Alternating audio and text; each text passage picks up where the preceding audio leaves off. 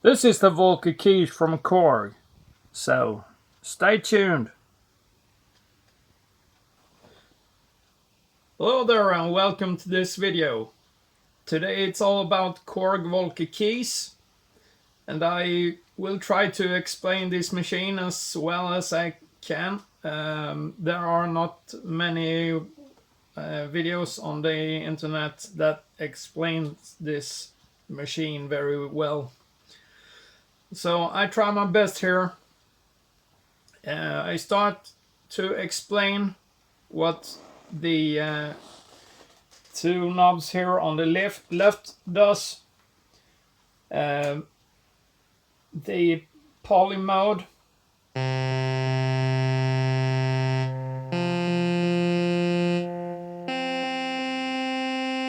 as you can hear, is a clean, only playing one oscillator.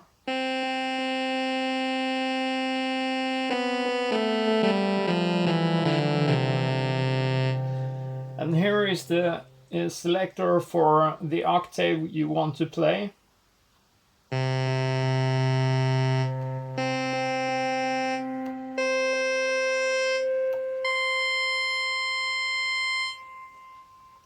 We can set there. I had it on 8 when I started.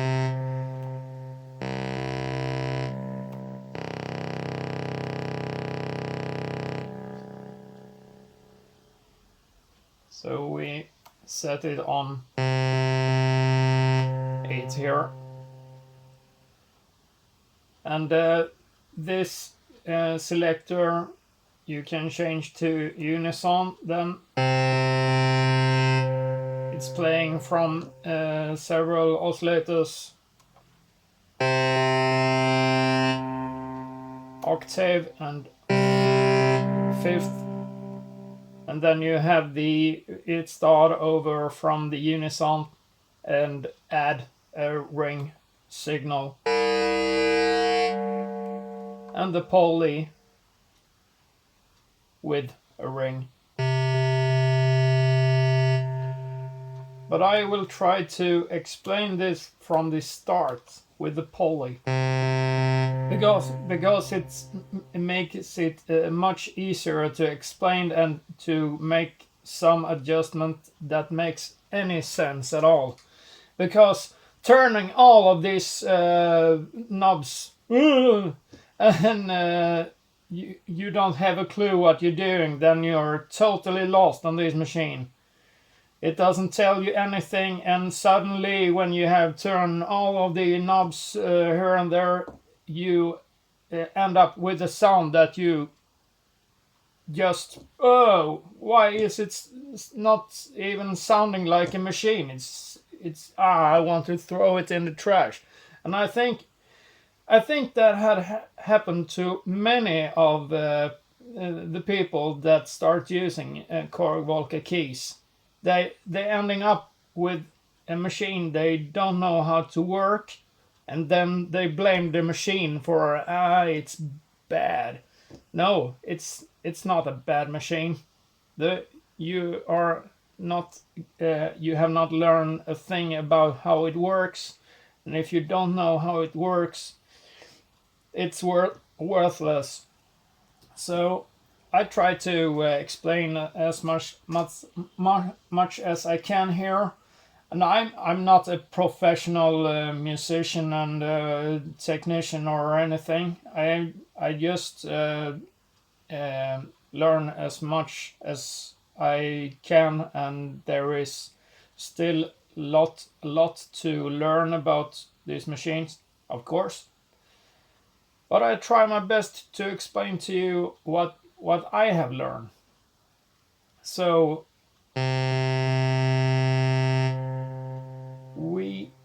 I think I'm going to explain that the delay here, it is an add-on to it, it's an effect after all this, but it's very, very important.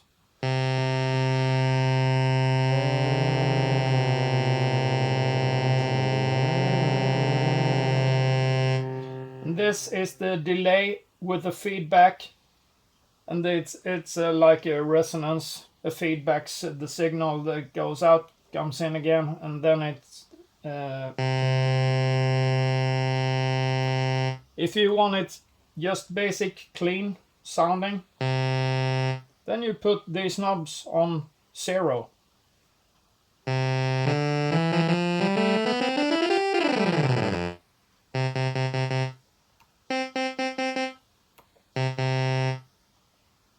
Then I think we are going to get one step back here on the EG.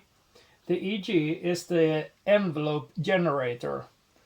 That is, the attack is the rise of the signal. And when you turn that up, it takes a longer time for the signal to reach its maximum.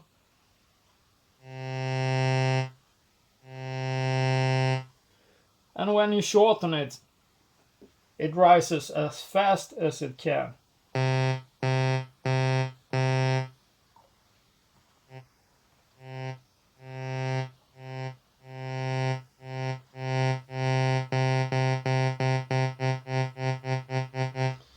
So then after that you have the Decay Release. They are linked together in one knob here, and the Decay and the Release is the top of the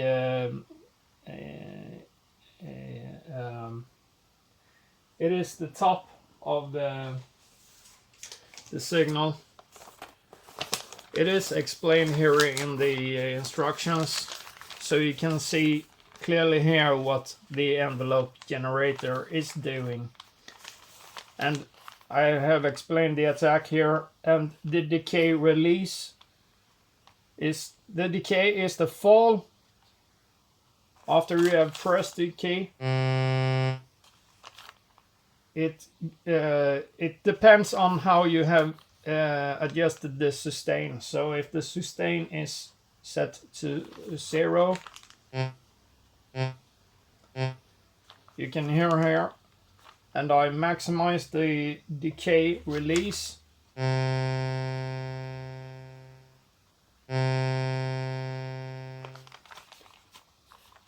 So read this instruction and just take a minute to understand what it does.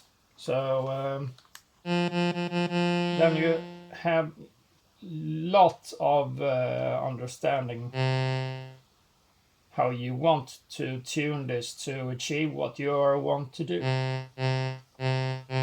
So just read this part. You are going to be so much better at handling this machine just by knowing this EG envelope generator. And I tried to tune in some.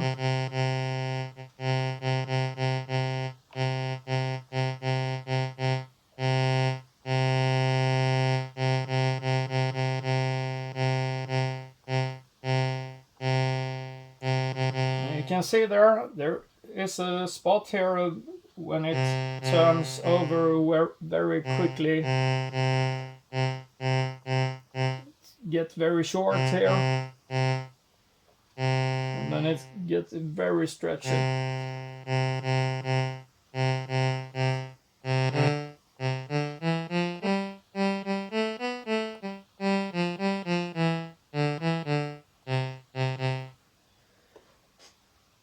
And the next thing I think I want to show here is the voltage controlled oscillator. You can detune it if you put this higher.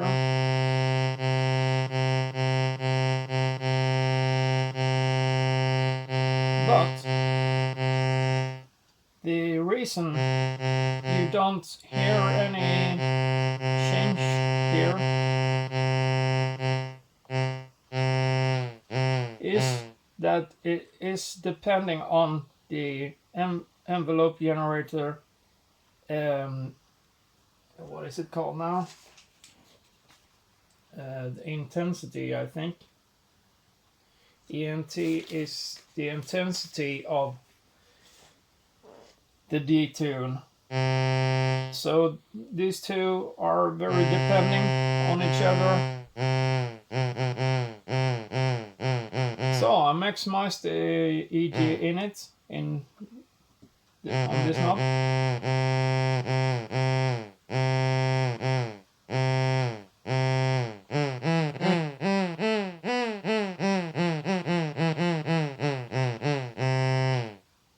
And then we got it's sounding a little bit crazy, I think.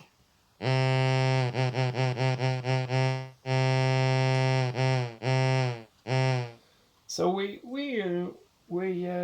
put them on 0 again, so we get this clean sounding again.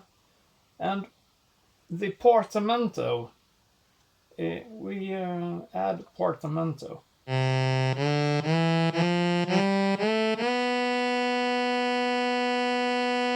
And we maximize the Portamento.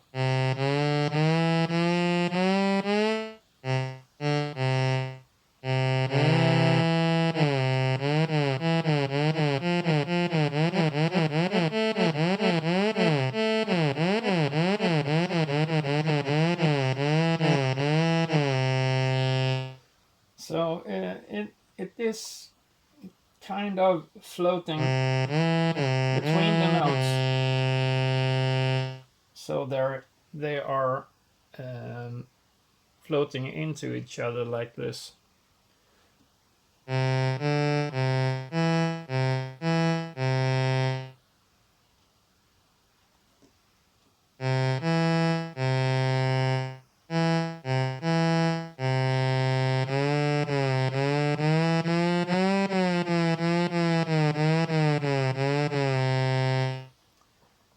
Turn the Portamento to 0 again, and I try to explain the low frequency oscillator next, the LFO here.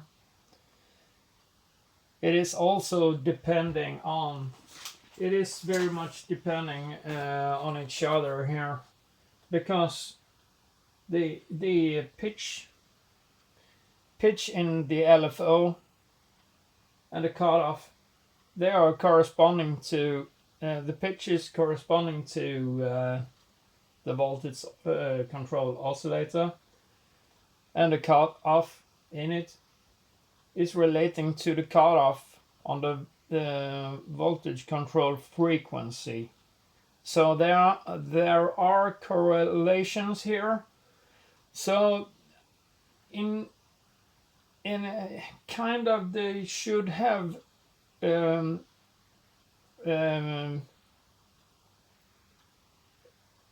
done something to show that there are a correlation between these knobs, because if you don't know that, you're very lost. We try to we changed the rate of the LFO, but it doesn't do nothing in this case, and that is because it depends on the pitch here. So if you set the pitch to 0, you can have the rate knob anywhere, it doesn't matter.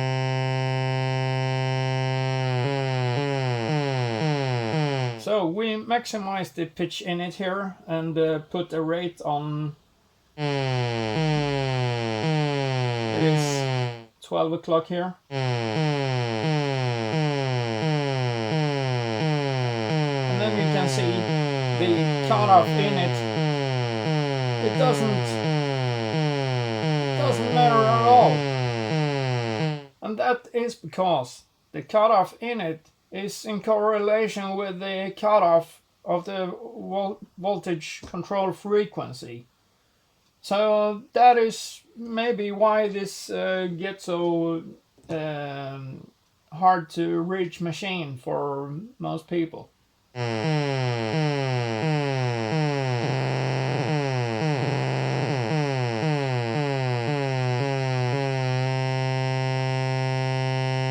So we put it back, and I try to show you now, because this is in correlation here.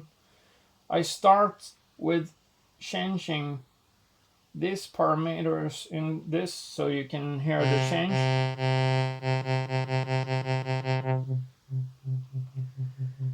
Because of the voltage control frequency, and this is the cutoff knob,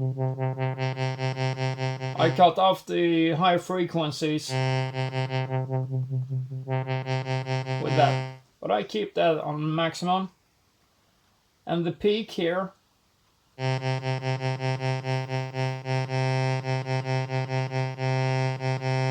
can see also there is no reaction in this when the controls are set to these spots. It doesn't do anything.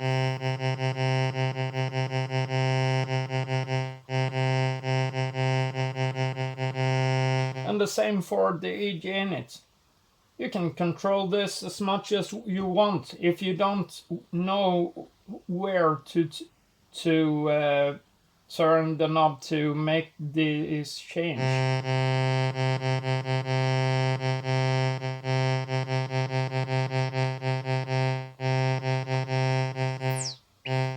You can hear the peak was coming.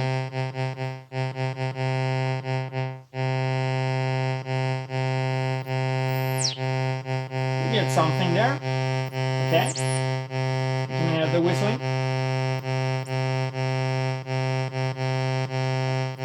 Why do you think it's not reacting or responding?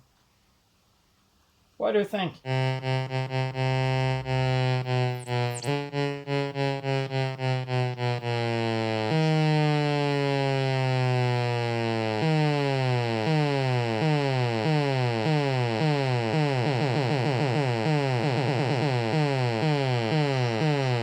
So there is a very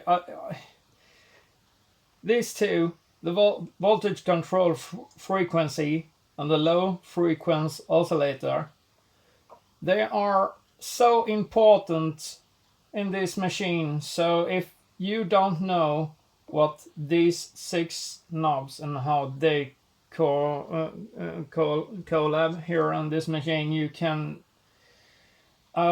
it's impossible to do anything. I mean,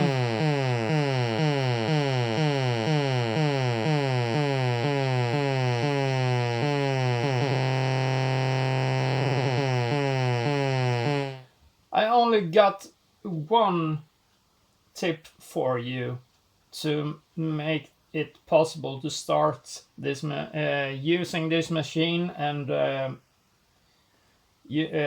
starting to like it. You put the rate here on 0. You turn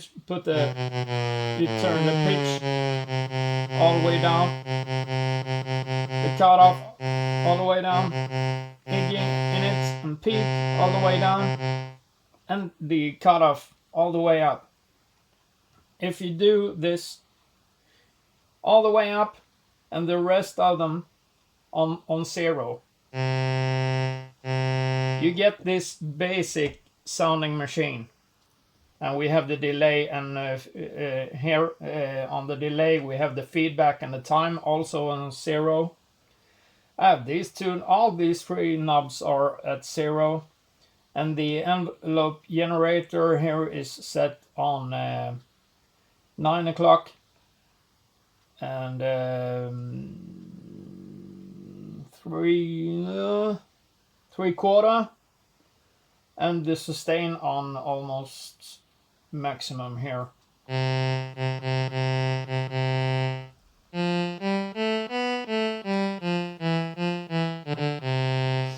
I think this is a great point to start working with this machine. Then you can go from these settings and explore it, because I can't explain everything in this video. It's going to take so much time, and if you're still here listening to what I tried to explain, I'm very happy, because it is not easy to explain everything in very short time. Yeah, we take a break here because I'm going to explain the other things that are a little bit more easy to explain. This is a very hard part to explain, and you have to explore it yourself. But the basic settings here is my tip to go forward with the machine.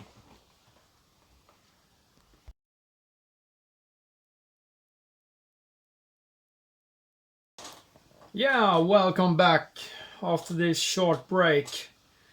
What I'm going to explain next here is the correlation between the waveforms, sawtooth, triangle, and square, and does that it doesn't affect anything if the settings is on these basic settings here.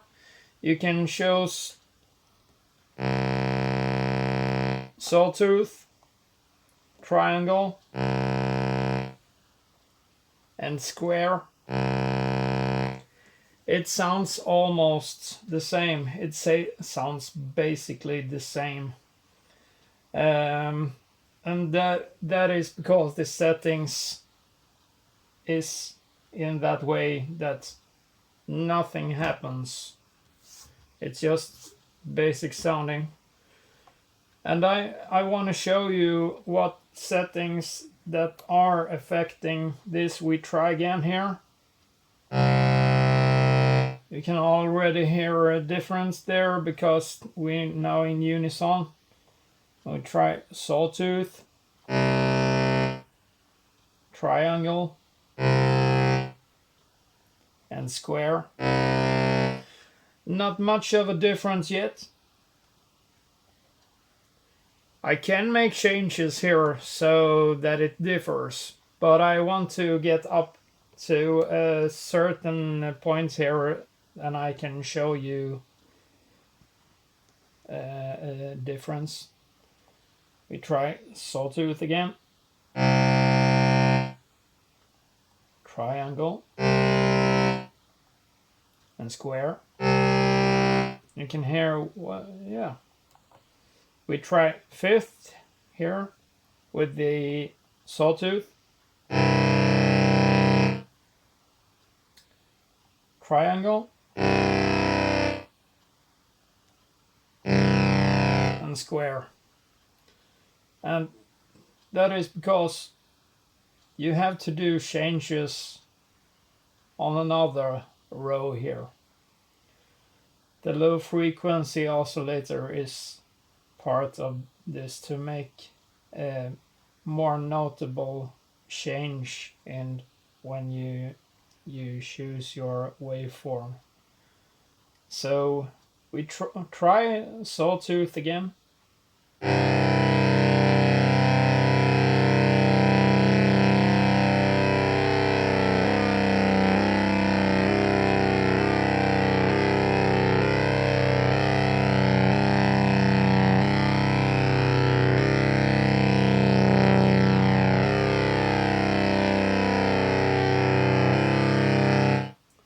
And from that we tried triangular and square.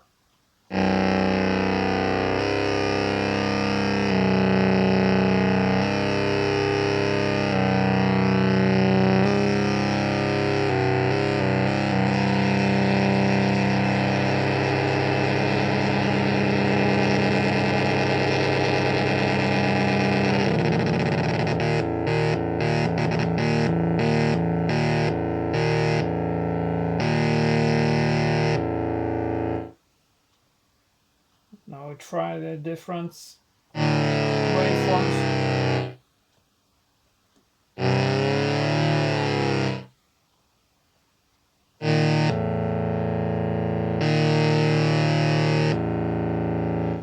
Now you hear that it reacts very different depending on the waveform you have chosen.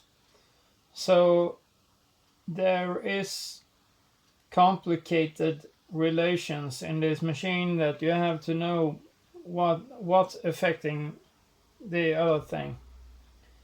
So I can't stress that enough, how important that is. I don't want to make it more complicated here because I think that's for another video. I want to go back to the settings I have from the beginning here and show you the classic stuff: function, active step, and you can show how many steps that are available to play, and I show you the possibility of the tempo. We have the tempo here, and one thing, there is an automation function, motion sequence function, motion sequence on, and you can change this on the fly and record it so it automates the changes. But there is the tempo knob and the peak. It does not reply on that function, so you know that.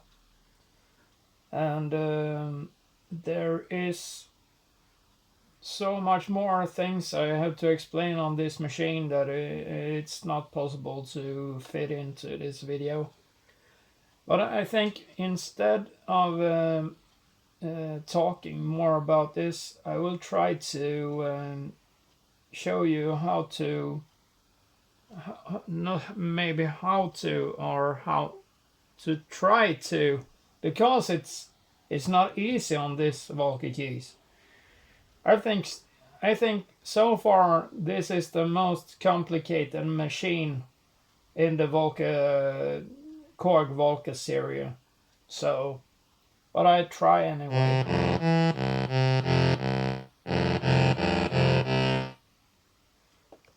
And before I start to record, I will put on the metronome here, function metronome.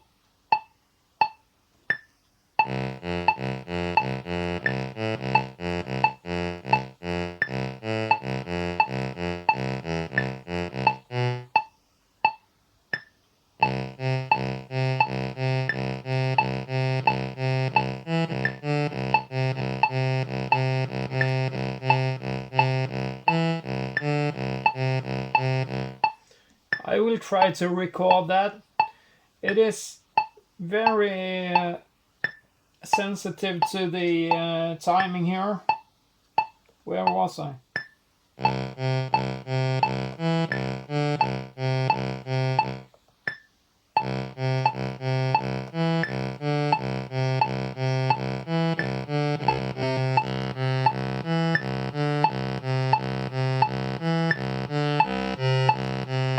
You can hear I overlapped, so the last note played there is in 2, but we can add flux.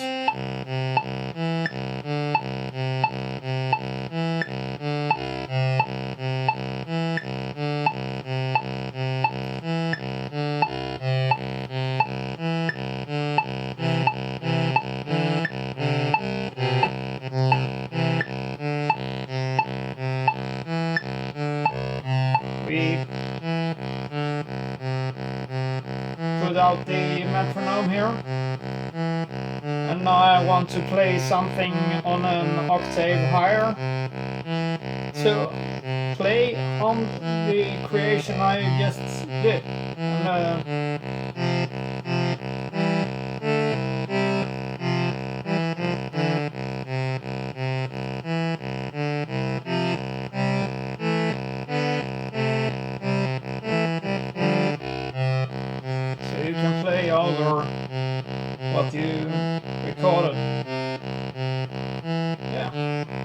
Try not to higher.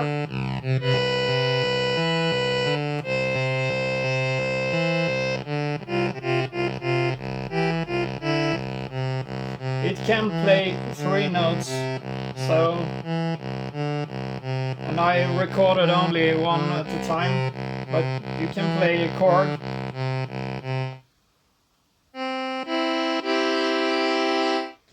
So 3 notes at the same time is possible.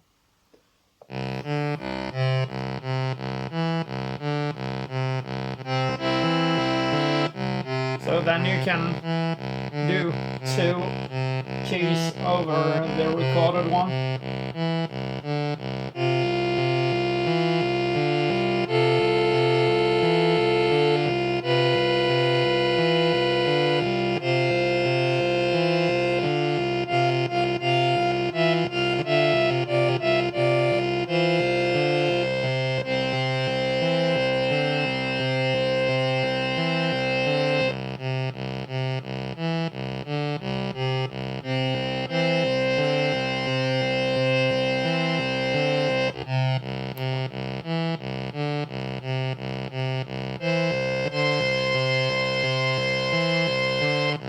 And you can, over that, you can change the, and that changes the recorded things you have done also, so you cannot stack it on top of each other with different forms here.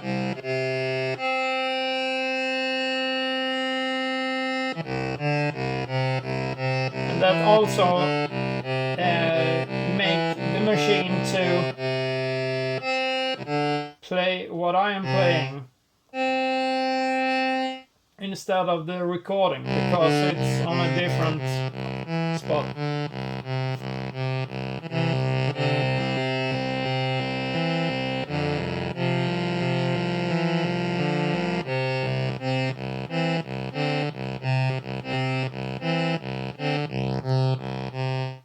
We try another thing here. We play the unison.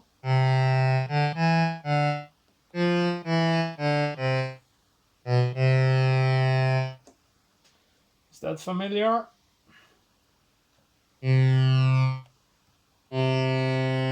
Here the waveforms doesn't get affected with this.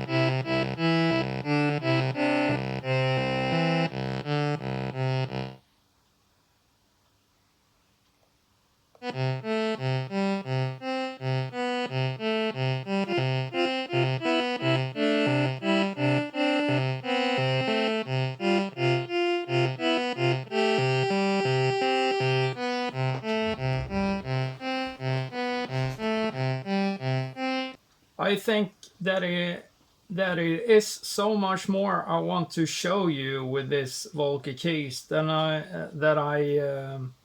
end this video here and give you some bonus material instead, because there is a whole lot to explain, and that is up for another video later on. I have to explain the Volca Bass and the Volca FM for you first. That is what I have in mind to do here, and there are going to be more videos later with Arturia Beatstep connected to my machines through a MIDI interface, and that it's going to be very fun to show you all these things. And thank you so much for staying this long and viewing my videos. I'm very happy that you do that. And I see you in the next video. Bye for now.